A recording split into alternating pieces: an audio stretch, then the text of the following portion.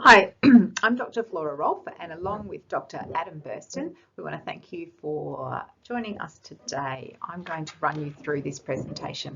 So I'm really grateful for the opportunity to present to you a project we worked on a short while ago, in which we sought to improve the learning experience of first-year commencing nursing students.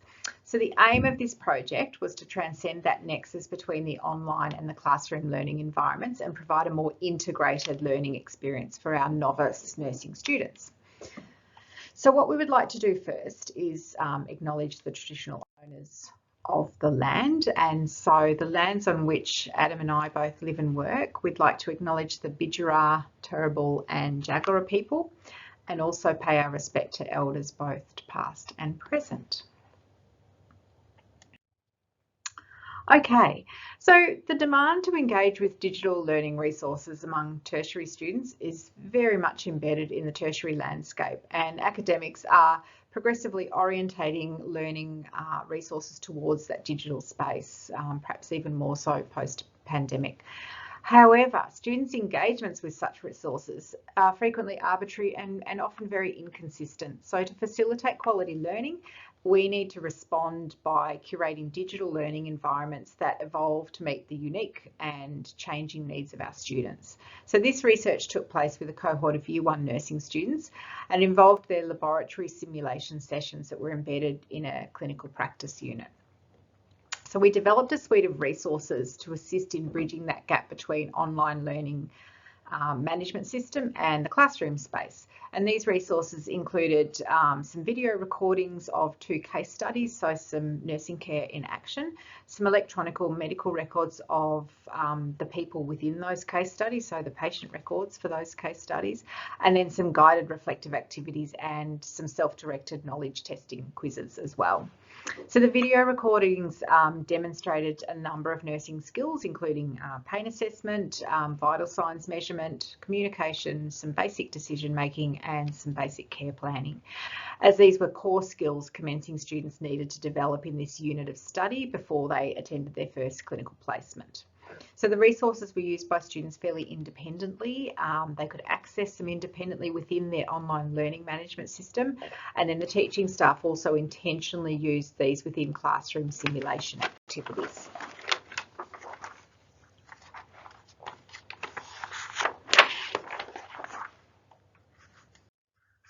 So the aim of this project was basically to augment existing digital learning resources and then incorporate them into the actual simulation sessions that we were delivering anyway to the Year 1 clinical nursing unit. And the idea was to improve the quality of student learning and achieve some excellence in student satisfaction. So our participants were first year Bachelor of Nursing students, and we used a qualitative exploratory approach to look at their experiences, and data were generated through 5 focus groups, and we constructed our analytical outcomes by forming an iterative loop with data and current literature, just going back and forth until we were starting to get some sense of what was going on with the students and their needs indeed. Okay, so what were our results? Well, really, the students described 4 key elements that were important to them that affected their value of online resources. And the first one was the perceived relationship between the learning resources we provided and real nursing. And this was really quite a strong outcome for the students, something they took very seriously as they appraised the resources available to them. Secondly, the students talked about encountering the politics of nursing knowledge, or in the way that they would have expressed it, the tension between doing and reading, and seeing that as one as preferable to the other quite often. Thirdly, being a student and actually needing to learn, so for the students just understanding, establishing their own needs around their learning. And finally, being a student and figuring out how to learn. So actually thinking about their learning. So the resources that the students valued most highly among the suite that were on offer were the ones that actually incorporated all of these evidence, so where they could really feel like it represented real nursing and that it was action-based and it was a doing activity or resource, and that it actually helped them appraise and progress their own learning needs. Okay, so we'll look at each one of those now. So the first one, we'll look at the first two. So real nursing, what real world nursing meant, and the politics of theory. So students identified these 4 key elements they perceived as necessary for the provision of valuable learning materials. The first 2 are discussed now. So a broader interpretive view of these data suggests possibly there's some reproduction of socially entrenched biomedical dominance and the associated social value of clinical skills. So many participants spoke of tasks and skills of nursing as more important than knowledge acquisition that would underpin their practice. And this was evidenced in the response of one participant who said that we were doing something that felt like nursing as opposed to just bookwork, which was good. So Seacrest, back in 2003, had looked at this and suggested, well, the social value of clinical skills is tied quite closely to a desire to realise professional identity. And having those tangible skills and being able to offer quite positive contributions are rated very highly by undergraduate students, as are a sense of belonging and a burgeoning professional pride. So that certainly makes sense.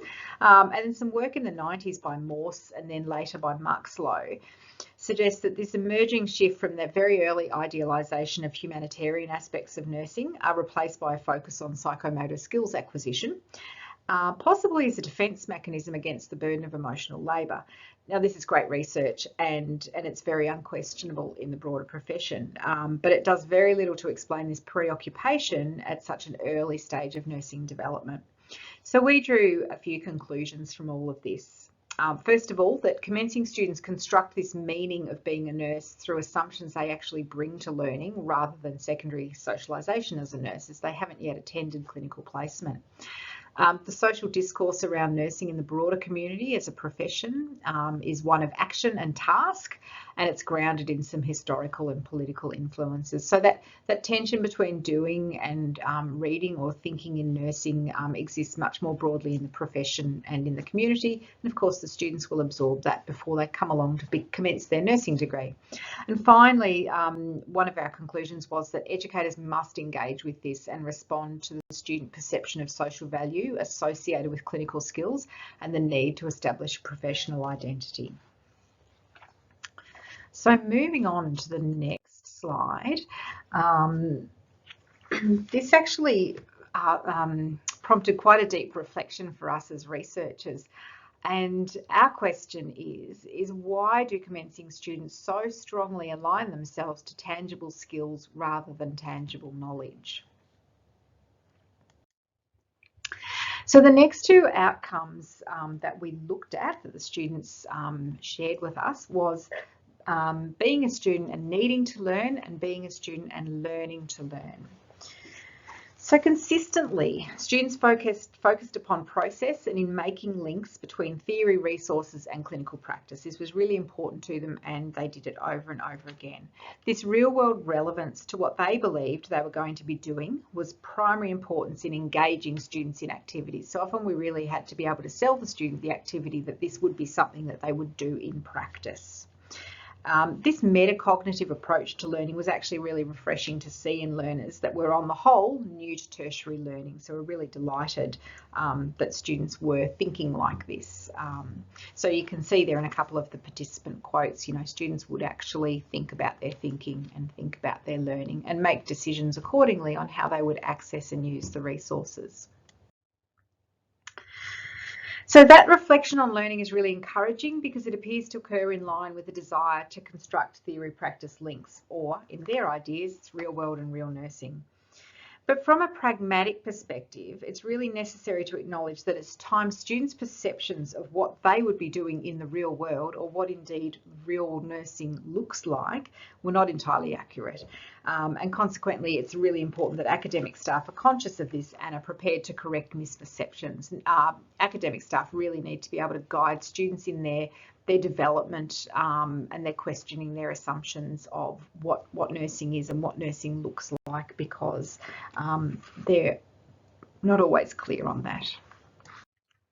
Okay, so our main discussion points that we would like to present today is that a broader view of these data suggests that the reproduction of socially entrenched biomedical dominance and the associated value of clinical skills, many participants spoke of tasks and skills of nursing, contextualising what they saw as the real world. So that reproduction of skills and knowledge preferencing in commencing students is far more likely to reflect community standards or community understanding and perception of medical and nursing roles rather than an outcome of nursing secondary socialisation, which for us is a very interesting point.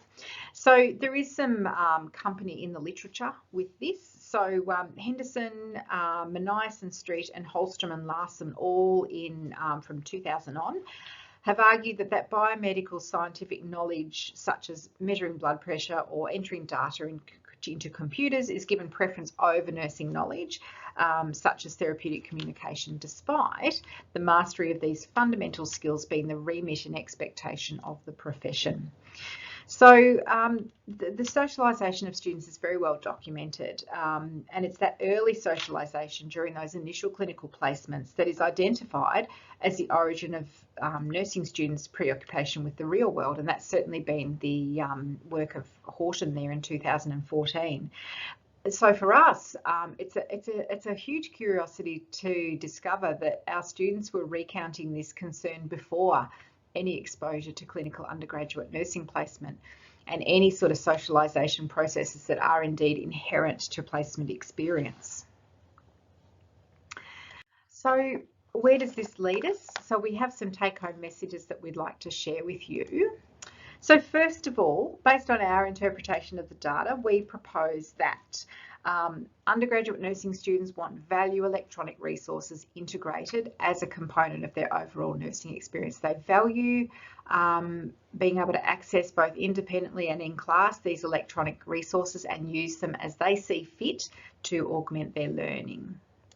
Secondly, we need to, as academics, consider their role identification in the development of digital resources. So we need to be able to account for and nurture their needs to actually start their burgeoning professional identity as nurses.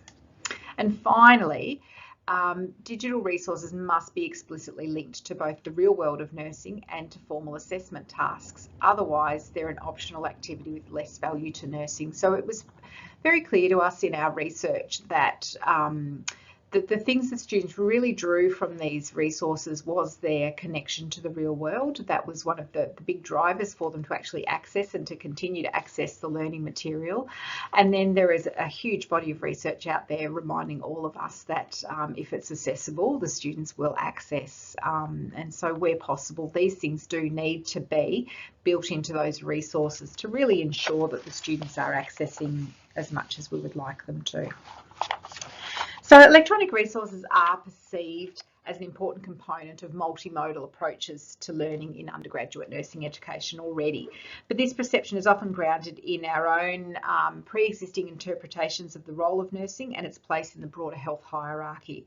As academics who are responsible for the design, construction, implementation and evaluation of these resources, understanding these perspectives and using them to frame our work is really quite important. So looking to the future, obviously the world has changed significantly since we started this project. So this project was completed prior to the outbreak of the COVID-19 pandemic. And so while we believe the findings of the project are still clearly applicable, the application of these findings must by necessity account for the changed contexts in which tertiary education is currently delivered. The pandemic experience here in Australia has been a fraction of the burden felt by many other countries around the world. And in many countries, student nurses have been sent into the healthcare field to assist with the care according to their level of practice. Their preoccupations around learning access to appropriate resources and gaining usable skills, as in quotation marks, appears to be heightened by the changes wrought by the pandemic. So despite early entry into clinical placement and practice, a researcher, Ulenaeus in Belgium, found that students felt quite deprived of the opportunity to practice high-value technical skills because they were placed in aged care and developed a lot of anxieties about being a good enough nurse and having the right skill set to continue. And even when clinical exposure increased, students still felt anxiety because they were, through the pandemic, experiencing greatly diminished access to their clinical teachers. So we wonder that during this unsettled time, have we actually transitioned to online learning, or have we simply just added virtual classrooms to our asynchronous offerings? Critical grounding is absolutely crucial. We know technology is not a neutral force. We interact with it, and it certainly influences the way that we and our students engage with content and with each other. And our question then that we would pose is that how will technology and the needs of the clinical environment mediate our teaching practices in the future and from here on in? So we really thank you for listening to our presentation. If you would like to discuss any of our findings or any of our research, we'd really be absolutely delighted to hear from you. So our contact details are here, and we would very much welcome contact. So thank you very much for listening, and have a good day.